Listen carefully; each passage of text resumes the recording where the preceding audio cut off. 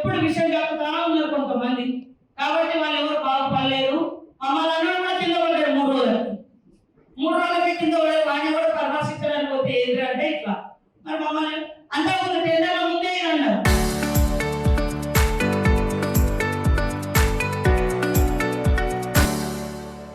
అరే కాదురా బాబు, మేము గిద్దనే కొన్నాం, 14,000 కాదు, అది ఆన్లైన్ టెండర్, జంబో టెండర్, కేంద్రం ఇచ్చింది. 4G నుంచి 5G వరకు ఏదైనా ఇచ్చారు, 4G తీసుకున్నారు.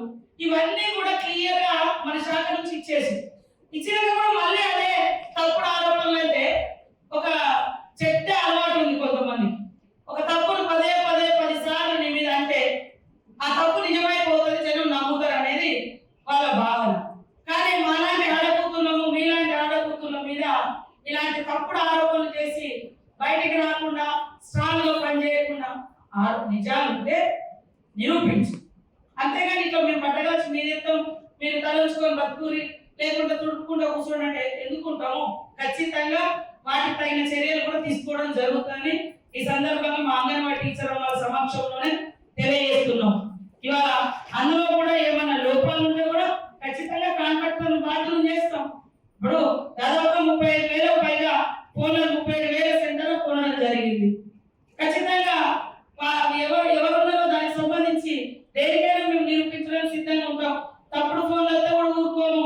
మన యాప్ వేసి ఇస్తారో మిస్టేక్ అయినా ఎవరు అన్నింటి మార్చేదో చేద్దామన్నా ఇక్కడ నుంచి అన్ని మన అంగన్వాడీకి సంబంధించిన ఏసీ చిప్స్ కానీ యాప్స్ కానీ అన్ని అప్లోడ్ చేసి మీకు ఇవ్వడం జరుగుతుంది. ఈ రోజు ఒక 10 మంది 20 మందికి ఇస్తారు.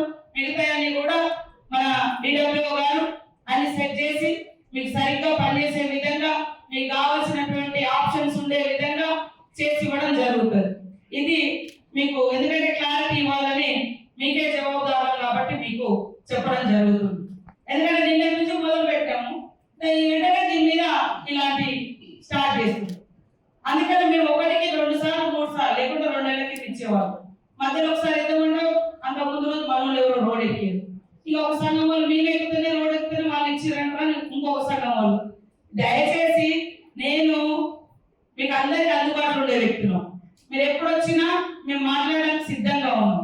మీరు ఒక రిప్రజెంటేషన్ తీసుకొచ్చి లేదా అందరితో డిస్కస్ చేయండి అంటే అందరితో కూర్చొని మాట్లాడడానికి సిద్ధంగా ఉన్నాం. మీరందరూ కూడా ఉద్యోగం చేస్తున్నారు. ఉద్యమాలు అనేది మన సమస్యల తర్వాత, కానీ ఉద్యోగానికి ప్రయారిటీ. అమ్మ తర్వాత అమ్మ ఒడి తొలి ఒడి అయితే అంగన్వాడీ బడి మలి ఒడి. అమ్మ ఎంతైతే పిల్లల్ని జాగ్రత్తగా చూస్తారో మరి మీరు కూడా అంత కేర్ టేకర్ గా ఉండాల్సినటువంటి మరి వాళ్ళ యొక్క సంరక్షణ మీ బాధ్యత. కాబట్టి మనది ప్రైమరీ డ్యూటీ, ఫస్ట్ డ్యూటీ పిల్లల సంరక్షణ. కాబట్టి మేము మన గవర్నమెంట్ వచ్చిన కాడ నుంచి వాస్తవానికి నాకు ఈ శాఖ ఇచ్చిన కాడ నుంచి ప్రతిరోజు అంగన్వాడీ సెంటర్స్ ఎట్లా డెవలప్ చేయాలా, అంగన్వాడీ టీచర్ అమ్మలు, ఆయమ్మలు లేదా మా ఉద్యోగుల సమస్యలు ఎట్లా పరిష్కరించాలా, ఎట్లా వీలైతే వాళ్ళకు ఏ రకమైనటువంటి రిలాక్సేషన్ ఇవ్వాలా అని ఆలోచిస్తూ మరి ఫస్ట్ సారి సంతకము మనం వాస్తవానికి ఫస్ట్ రోజు రాగానే అది జితాలతో తొందరనే అయిపోతాయి అనుకున్నాం. కానీ చాలా టైం పట్టింది. అప్గ్రేడ్ చేసినాం, మినీ అంగన్వాడీలను మెయిన్ అంగన్వాడీస్ గా అప్గ్రేడ్ చేసినాం. ఈ మధ్య కాలంలో జీతాలు కూడా కొన్ని నెలలు కొంతమంది ఇవ్వడం జరిగింది, ఇంకో కొంత పెండింగ్ ఉంది. ఏది మినీ అంగన్వాడీలు అప్గ్రేడ్ అయినటువంటి వాళ్ళు. తర్వాత రిటైర్మెంట్ బెనిఫిట్స్ సంబంధించి రిటైర్మెంట్ బెనిఫిట్ కూడా గతంలో రిటైర్మెంట్ అనేది లేదు, అసలు బెనిఫిట్ లేదు. అలాంటి దాన్ని కూడా మనం ఆలోచించి 2 లక్షల వరకు రిటైర్మెంట్ బెనిఫిట్స్ ప్రకటించినాం. దాంట్లో దాదాపుగా 8 కోట్ల వరకు క్లియర్ చేసినాం. ఇంకా కొంతమంది ఉన్నాయి. అయితే పాపము వాళ్ళకు ఒక మన మేడం సెక్రటరీ గారు తక్కువ వాళ్ళందరినీ రిటైర్మెంట్ చేసింది. కానీ ఆ జీవో రాకముందే రిటైర్మెంట్ అయ్యేసరికి వాళ్ళకి ఇది వర్తించలేదు. అయినా వాళ్ళను కూడా పాపం ఆ జీవో రాకముందే రిటైర్ చేయడం తోటి బెనిఫిట్ అనేది ఇంకా జీవో రాకముందే వాళ్ళు రిటైర్ అయ్యారు. సో అలాంటి వాళ్ళు ఆగింది. వాళ్ళను కూడా మళ్ళీ మనం ఇందులో చేర్చి వాళ్ళకు కూడా ఇవ్వాలి. వాళ్ళే పాపం చేసారు అని వాళ్ళని కూడా మూవ్ చేస్తున్నాం. వాళ్ళే కూడా వస్తారు. అదే కాకుండా ఈరోజు అంగన్వాడీలకు ఎప్పుడు కూడా చరిత్రలో హాలిడేస్ లేవు. మనం వచ్చిన తర్వాత హాలిడేస్ కూడా మీరు అడగకుండానే హాలిడేస్ ఇచ్చింది. మొన్న కూడా హాలిడేస్ ఇద్దామని మేము అనుకున్నాం. హాలిడేస్ సెల్ ఫోన్ ఇచ్చే టైంకు వచ్చి గందరగోళం చేసి మీకు దొరకకుంటే, మీకు మేము మాట్లాడే టైం ఇవ్వకుంటే మీరు ఏమైనా చేయవచ్చు. ఓకే, ఒకరోజు నేను జనరల్గా మీ ఉద్యమ సమస్యలని తెలిసిందని, అందుకనే ఎట్లా బెనిఫిట్ చేయాలని చూసుకుంటూ వస్తున్నాం. కాబట్టి చర్చలకు రండి, మీరుతో కూర్చుందాం, మాట్లాడదాం.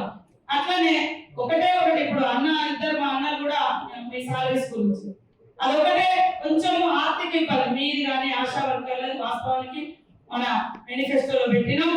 తప్పకుండా అది ముఖ్యమంత్రి గారి దగ్గరికి ఫైల్ పంపిస్తాం. ఈలోపు నేను చేయాల్సిన అన్ని కూడా మీకు కొంచెం బెనిఫిట్ చేస్తూ వస్తున్నాం. ఇప్పుడు సెంట్రల్ గవర్నమెంట్ చూస్తే 2014లో 2700-800 రూపాయలు వాళ్ళు జీతం ఇచ్చేది. అప్పుడు 2000 మన కాంగ్రెస్ ఉన్నప్పుడు అంగన్వాడీ టీచర్ అమ్మని ఎవరు పెట్టారంటే ఇందిరాగాంధీ గారు.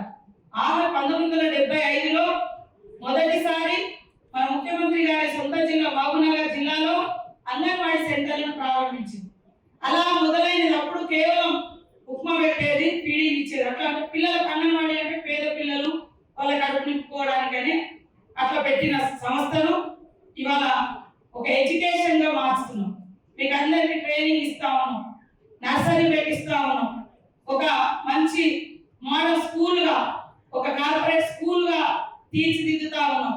అక్కడ టేబుల్స్ అయితేది, ర్యాక్ అయితేది, పిల్లలకు యూనిఫామ్ అయితేది, గంట అయితేది, ఈ మధ్య కాలంలో మనం కిచిడి అయితేది, ఎగ్ బిర్యానీ అయితేది, ఇప్పుడు రేపు మరి ఇన్స్టెంట్ గా తయారు చేసుకునే బ్రేక్ఫాస్ట్ అయితేది, ఇప్పుడు మళ్ళీ పాలు అయితేది, ఇవన్నీ కూడా మనం తీసుకొచ్చి మన గ్రామీణ ప్రాంత పిల్లలు లేదా పట్టణాలలో ఉండే పేరెంట్ బిడ్డలు అన్ని కూడా పౌష్టికాహారం కావాలని వాటి మీద ఫోకస్ పెట్టి చేస్తాము.